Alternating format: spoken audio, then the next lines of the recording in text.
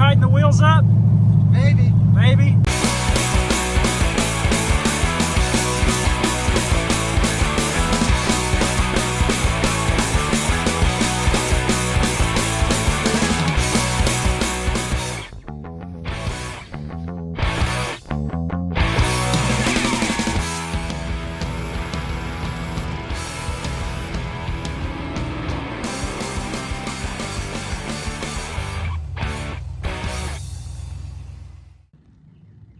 All right, guys, so on this video, what we're going to do, we're going to finish this car. We're going to get the radiator, all the loose ends tied up, and we're going to try to take this car on its maiden voyage.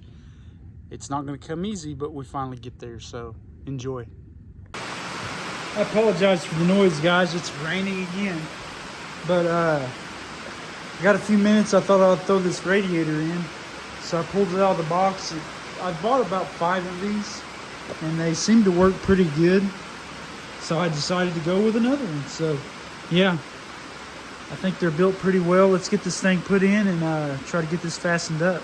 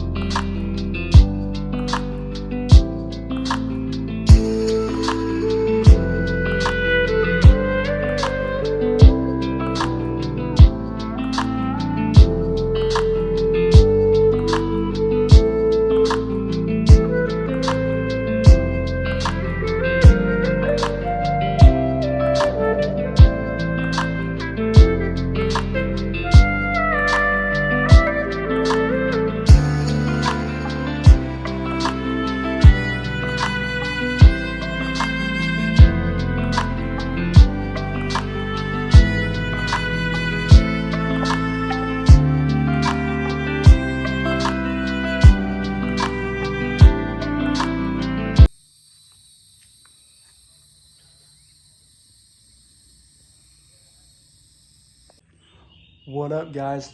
So I got the heater motor cover put on the firewall. I got the heater motor on there. Let me show you what I'm doing next. All right, so I'm back to the cool stuff. I'm done with the basic traffic, working on it. Actually, I'm not. Brandon's working on the Yukon over there, so, and he's got his hands full with that. But so I got the heater motor and the blower on, and then I tested it, and it is moving air, so that's all in. So our next move is this brake caliper is completely locked up. I can't turn it.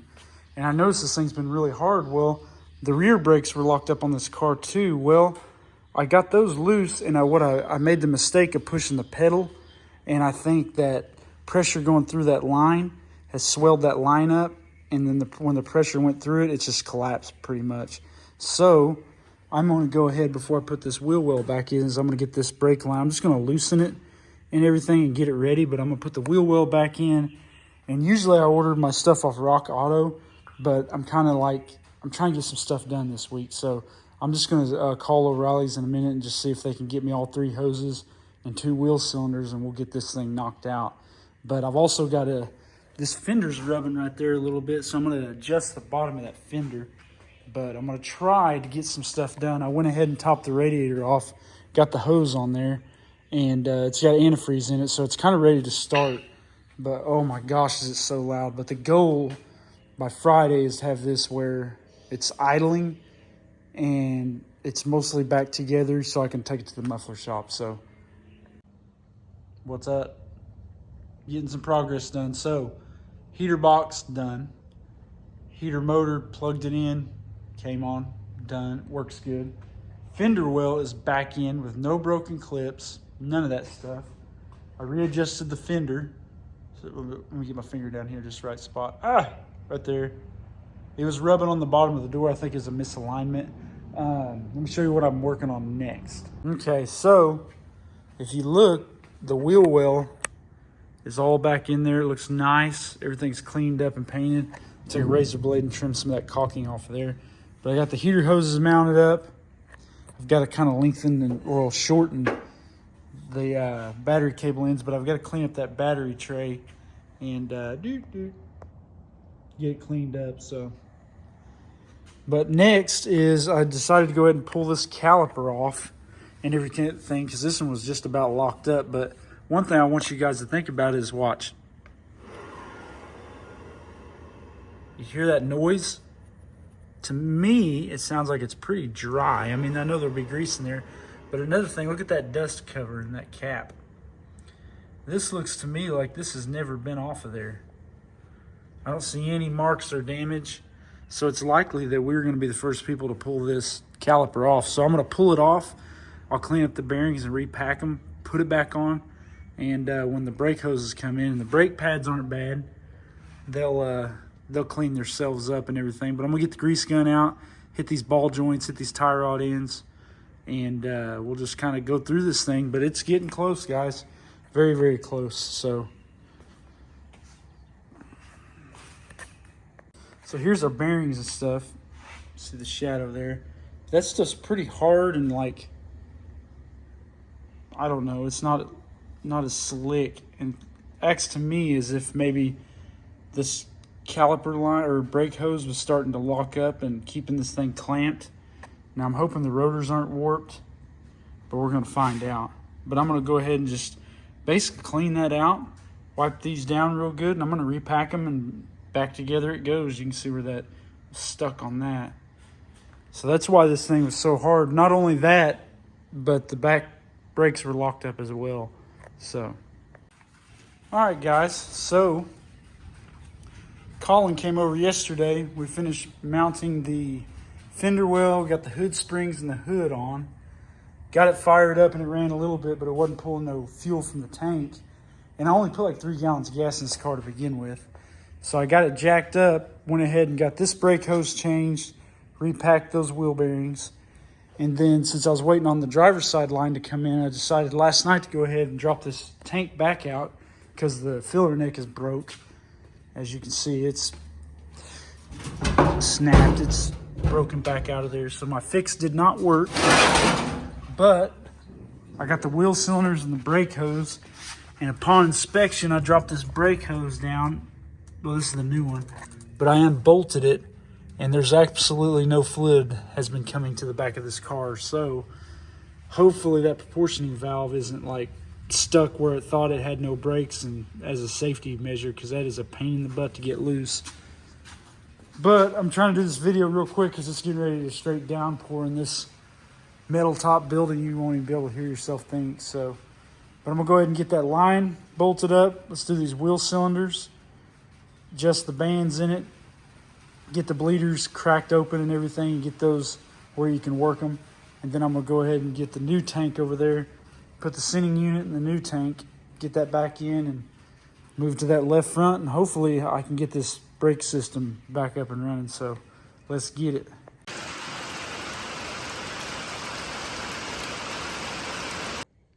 Well, guys, I don't know if we're gonna make our deadline or not. So I got the fuel tank changed, we got the heater box cover put on, the motor, all that stuff's done.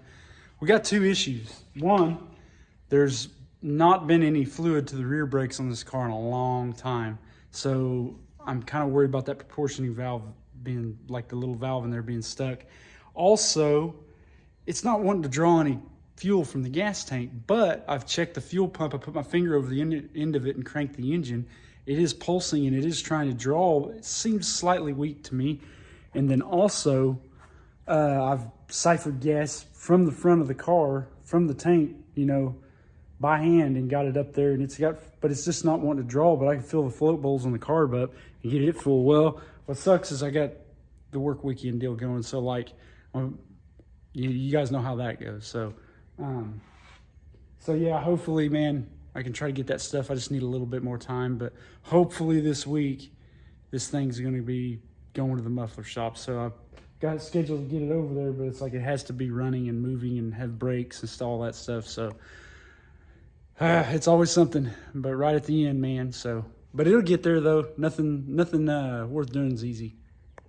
All right, guys. So we got the heater box done. We got the heater motor on, the fuel tank changed, got the hood springs on. My nephew Colin helped me with that. Came over and gave me a hand. Those hoods, you just can't do anything with them by yourself.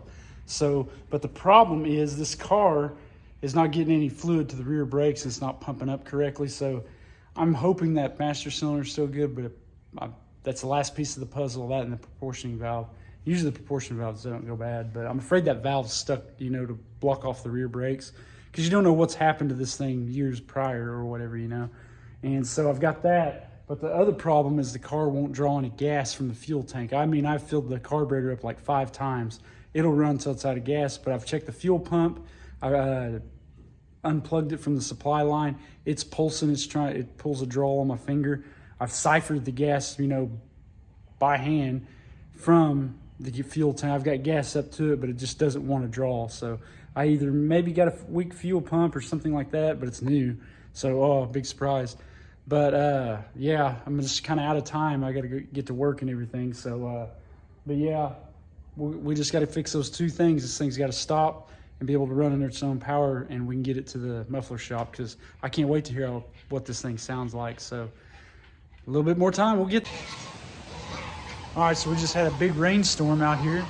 Kind of flooded the garage up a little bit, but Brandon from the Okie Hot Rod Garage brought his tool over. Since we can't get any brakes, you know, it fluid to the rear of it, he just brought his tool that he used to bleed brakes with. So we're gonna pump this up and try to get rid of that extra brake pedal pumping and get some brakes on this car. So, and then we've got some action out here. We got the geese and some kids going just buck wild.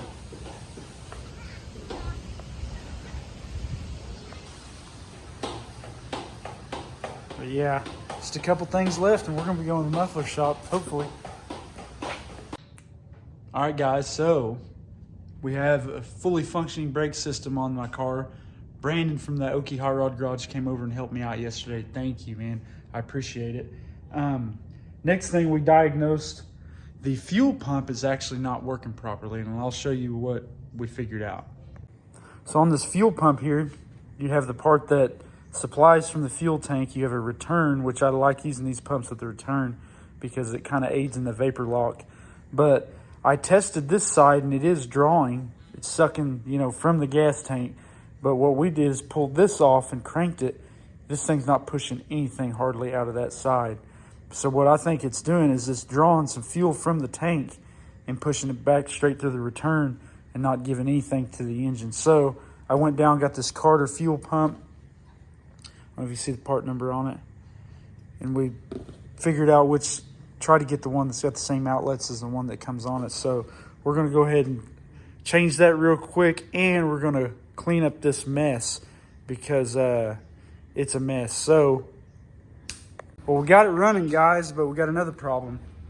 Our heater core is no good.